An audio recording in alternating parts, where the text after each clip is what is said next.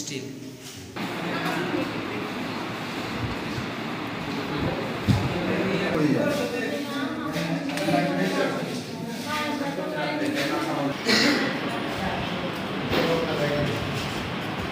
এখানে আমরা চিকিৎসা সেবা দিয়ে আসছি।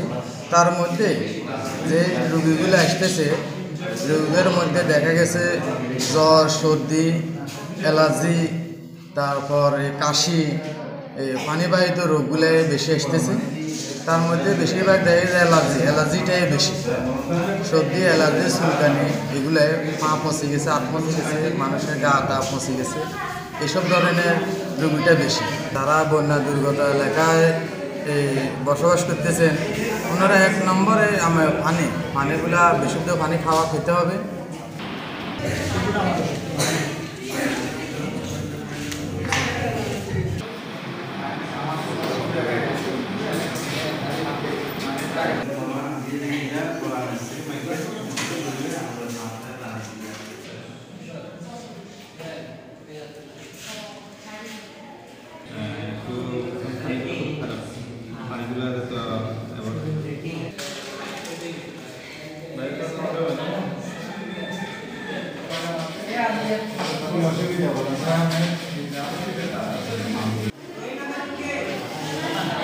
আসছে ডাক্তার দেখানোর জন্য, আসছে। ওনারা আসছে ওই হিসাবে আমাদের ওই অ্যালার্জি এবং শরীর দুর্বলতা, গ্যাস্ট্রিক, এগুলা অনেক দিন যাবত এগুলো কষ্ট করতেছে।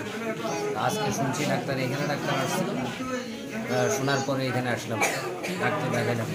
ওষুধও পাইছি, ওষুধও দিছে, আপনার ওষুধও পাইছি এবং আরও কিছু বাইরের থেকে কেনার জন্য বলছে। ব্যথা বেদনা, তারপর মুখের ধরা, ডাক্তার দেখাতাম, সিরিয়ালে বসছি।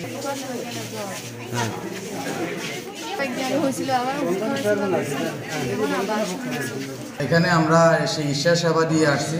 তার মধ্যে যে রোগীগুলো, আমরা এখানে এসেছি বন্যা দুর্গত এলাকায়।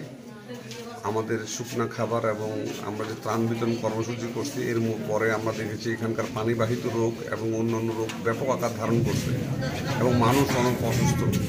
এই জন্য এই পানিবাহিত রোগ, অন্যান্য রোগের সেবা দেওয়ার জন্য অ্যান্টিবায়োটিক থেকে শুরু করে সমস্ত ওষুধ এবং বাচ্চা এবং মহিলাদের ওষুধ আমরা সমস্ত কিছু মোটামুটি নিয়ে এসেছি এখানে। এবং সেই মধ্যে আমরা 3 জন ডাক্তার সকাল থেকে এখানে দেখছেন, অলরেডি 250 রোগী দেখা হয়ে গেছে, আরও চলবে, যতক্ষণ পর্যন্ত ডাক্তার থাকবে ততক্ষণ চলবে।